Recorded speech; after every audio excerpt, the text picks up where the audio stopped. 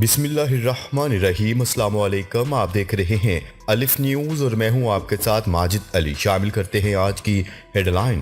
روس اور بیلاروس کا یوکرین کی سرحد کے قریب نئی فوجی جنگی مشقوں کا آغاز۔ امریکہ کا اپنے شہریوں کو فوری یوکرین چھوڑنے کی ہدایت۔ انڈونیشیا کا فرانس سے 42 رافیل لڑاکا طیارے خریدنے کا معاہدہ۔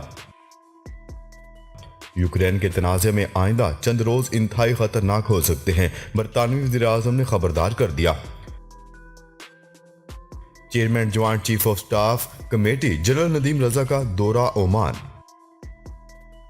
چینی صدر کا ترک ہم منصب کی جلد صحت یابی کے لیے پیغام۔ کسی بھی مہم جوئی کا جواب دینے کے لیے ہمیں تیار رہنا چاہیے، جنرل قمر جاوید باجوہ۔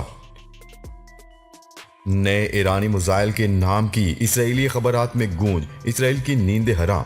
پاکستان اور دنیا بھر کی خبروں سے باخبر رہنے کے لیے الف نیوز کو سبسکرائب کر لیں اور بیل آئیکن کو کلک کرنا نہ بھولیے گا۔ ناظرین، اپنی آراء کا اظہار کمنٹ سیکشن میں لازمی کیجیے گا۔ ہیڈ لائنز آپ نے جانی، اب بڑھتے ہیں خبروں کی تفصیلات کی طرف۔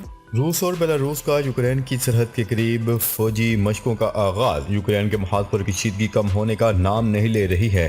روس اور بیلاروس نے یوکرین کی سرحد کے قریب نئی جنگی فوجی مشقوں کا آغاز کر دیا۔ لیتھونیا نے کیف کو اسٹرنگ میزائل فراہم کرنے کا بھی اعلان کر دیا، جبکہ یورپی ممالک سے بڑی تعداد میں ہتھیار یوکرین پہنچائے جا رہے ہیں۔ یوکرین کے محاذ پر کشیدگی برقرار ہے۔ روس اور مغربی ممالک کے سفارتی رابطے بے نتیجہ ختم ہو گئے۔ روس اور بیلاروس نے نئی مشترکہ جنگی مشقوں کا آغاز کر دیا۔ مشقوں میں چھوٹے اور بڑے ہتھیاروں کی آزمائش کی گئی، جن میں جنگی طیاروں نے بھی حصہ لیا۔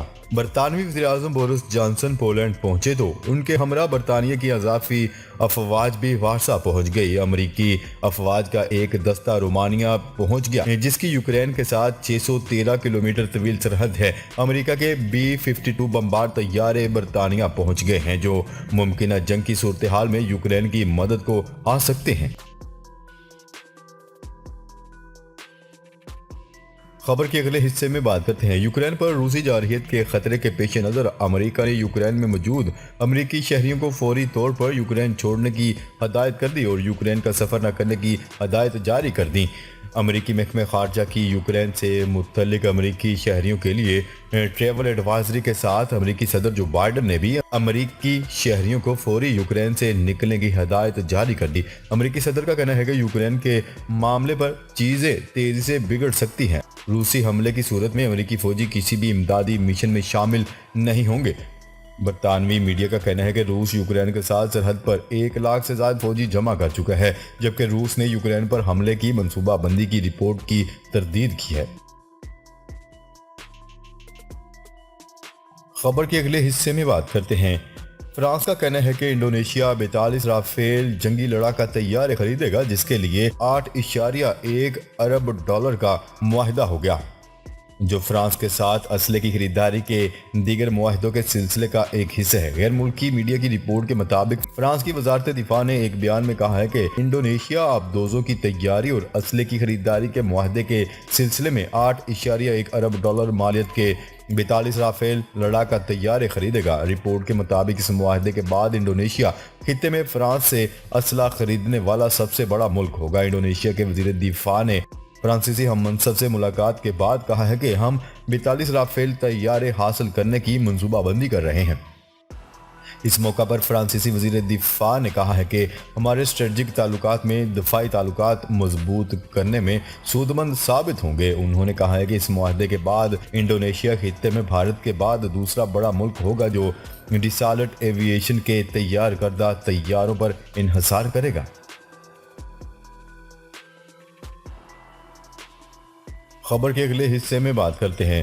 برطانیہ کے وزیر اعظم بورس جانسن کا کہنا ہے کہ یوکرین کے تنازع میں آئندہ چند روز سیکیورٹی بحران کے سب سے خطرناک لمحے ہو سکتے ہیں، کیونکہ ماسکو بیلاروس میں وار گیمز کا آغاز کر سکتے ہیں۔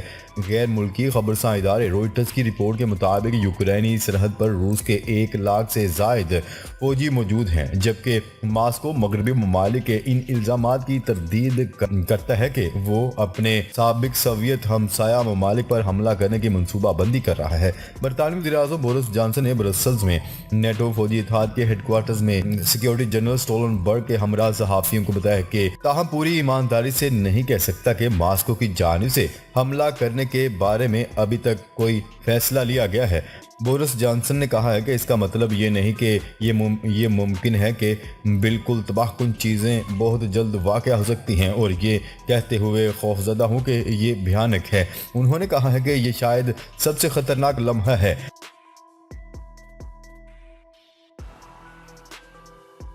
خبر کے اگلے حصے میں بات کرتے ہیں۔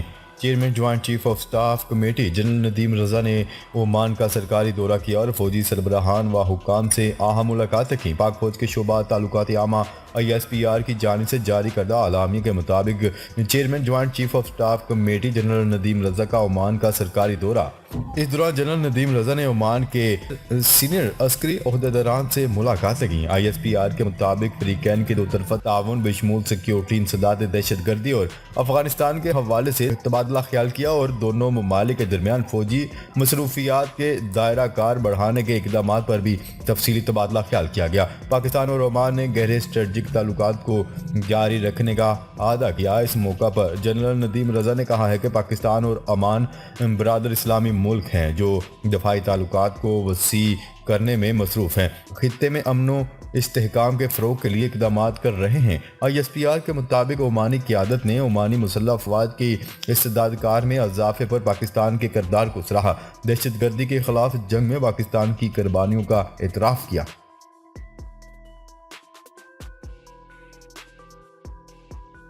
خبر کے اگلے حصے میں بات کرتے ہیں۔ چینی صدر شی جن پنگ نے اپنے ترک ہم منصب رجب طیب اردوان اور ان کی اہلیہ کا کرونا ٹیسٹ مثبت آنے کے بعد ان کی جلد صحت یابی کا پیغام بھیجا ہے۔ پیغام میں اردوغان اور ان کی اہلیہ کی جلد صحت یابی کے لیے نیک تمناؤں کا اظہار کیا گیا۔ صدر شی جن پنگ کا کہنا ہے کہ چین وبائی امراض کے خلاف جنگ میں ترکی کی بھرپور حمایت جاری رکھے گا۔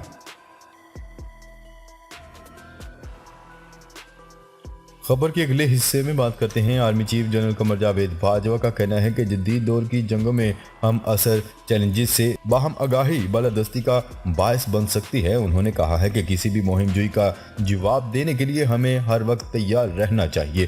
نیوز رپورٹ کے مطابق پاک فوج کے شعبہ تعلقات عامہ ISPR کے مطابق army chief general Qamar Javed Bajwa نے دورہ کراچی میں آرڈیننس سینٹر ملیر میں کرنل کمانڈ کی تقریب میں شرکت کی، جہاں انہوں نے میجر جنرل سعید شہاب شاہد کو کرنل کمانڈ کے بیج لگائے۔ ISPR کے مطابق جنرل قمر جاوید باجوہ نے آرڈیننس کور کی امن و جنگ میں خدمات کو سراہتے ہوئے کور کی دہشت گردی کے خلاف جنگ میں کردار کی تعریف کی۔ اس موقع پر منعقدہ تقریب میں حاضر سروس اور ریٹائرڈ افسران و جوانوں نے شرکت کی۔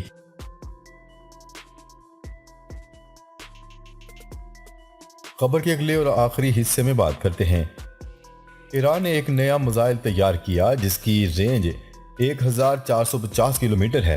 ایرانی، عرب اور اسرائیلی میڈیا کی رپورٹ کے مطابق ایران نے ایک نیا میزائل تیار کر لیا جو ہدف کا 1450 کلومیٹر فاصلے تک تعاقب کرنے کی صلاحیت رکھتا ہے۔ ایران نے بدھ کو جس میزائل کی رونمائی کی ہے وہ اسرائیل اور امریکہ کے علاقائی عسکری اڈوں کی رینج میں لا سکتا ہے۔ اس نئے میزائل کی رونمائی ایرانی فوجی حکام کے پاسداران انقلاب کے میزائل بیس کے دورے کے موقع پر کی گئی۔ اسرائیلی اخبارات میں نئے ایرانی میزائل کے نام کی خصوصی گونج سنائی دے رہی ہے۔ دی ٹائمز آف اسرائیل نے لکھا کہ میزائل کا نام خیبر شکن رکھا گیا ہے۔ یہ ایک یہودی قلعے کا حوالہ ہے جسے اسلام کے ابتدائی دنوں میں مسلمانوں نے فتح کیا تھا۔ اخبار نے مزید لکھا کہ میزائل مکمل طور پر ایران میں تیار شدہ ہے اور پوری درستگی کے ساتھ 1450 کلومیٹر ہدف کو نشانہ بنا سکتا ہے۔ اخبار نے مزید لکھا کہ اس میزائل سے ایرانی خطے میں امریکی اڈوں کے ساتھ ساتھ اپنے دشمن اسرائیل کے اندر ہدف تک رسائی کرنے کے قابل ہو گئے ہیں۔ ایران کے سرکاری ٹیلی ویژن رپورٹ کیا کہ میزائل ٹھوس ایندھن سے چلنے والا ہے اور میزائل شیلڈ سسٹم کو بھی شکست دے سکتا ہے۔ دی یروشلم پوسٹ نے لکھا کہ زمین سے زمین پر مار کرنے والا نیا خیبر شکن میزائل جزیرہ نما عرب کے حجاز کے علاقے میں خیبر نامی ایک قدیم یہودی نخلستان کا حوالہ دیتا ہے جسے 7ویں صدی میں مسلمانوں نے زیر کیا تھا۔ واضح ہے کہ اسرائیل کا ایران سے قریب ترین مقام تقریباً 1000 کلومیٹر کی دوری پر ہے۔ میزائل کی تیاری کی یہ خبر ایک ایسے وقت میں سامنے آئی جب محض ایک دن قبل 2015 کے جوہری معاہدے کو بچانے کے لیے تہران اور واشنگٹن کے درمیان بلا واسطہ مذاکرات دوبارہ شروع ہو گئے ہیں۔ جی تو ناظرین، اب تک کے لیے اتنا ہی۔ مزید خبریں لے کر بہت جلد آپ کی خدمت میں حاضر ہوں گے۔ تب تک کے لیے اپنا خیال رکھیے گا۔ اللہ نگہبان۔